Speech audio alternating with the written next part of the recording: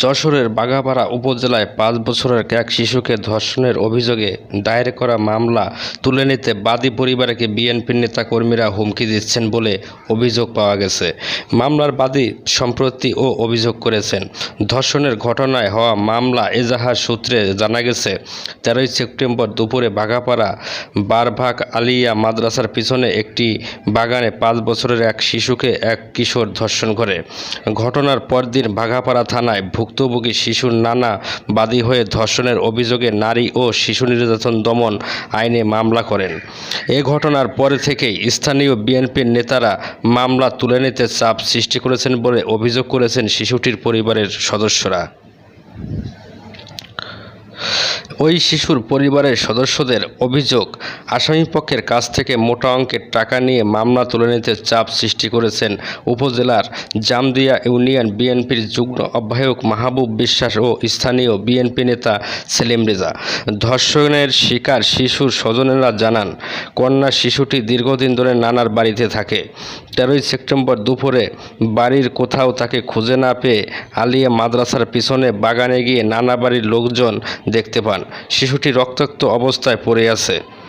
তাদের উপস্থিতি টের পেয়ে ওই কিশোর শিশুটি রেখে দৌড়ে পালিয়ে যায়।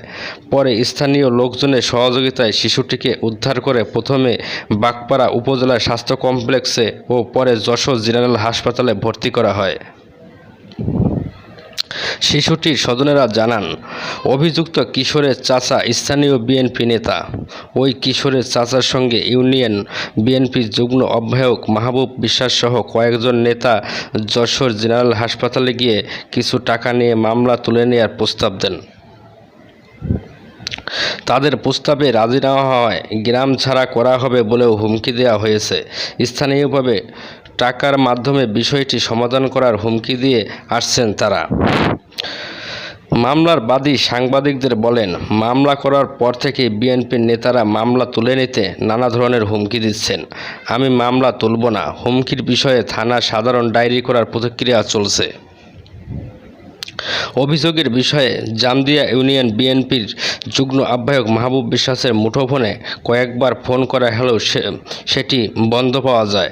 তবে এ বিষয়ে উপজেলা বিএনপির আহ্বায়ক শামছুর রহমান বলেন, ধর্ষণের ঘটনার পর মাহবুব আমার কাছে এসেছিল, এ বিষয়ে কি করা যায় ফলে মাহবুব এই ঘটনা নিয়ে কোনো ধরনের হুমকি দেয়নি। তবে আত্মীয় হওয়ার বিএনপি ওই নেতা ওই পরিবারের স্বজনদের সঙ্গে দেন দেবার করলেও করতে পারে, তবে সেটা তার ব্যক্তিগত ও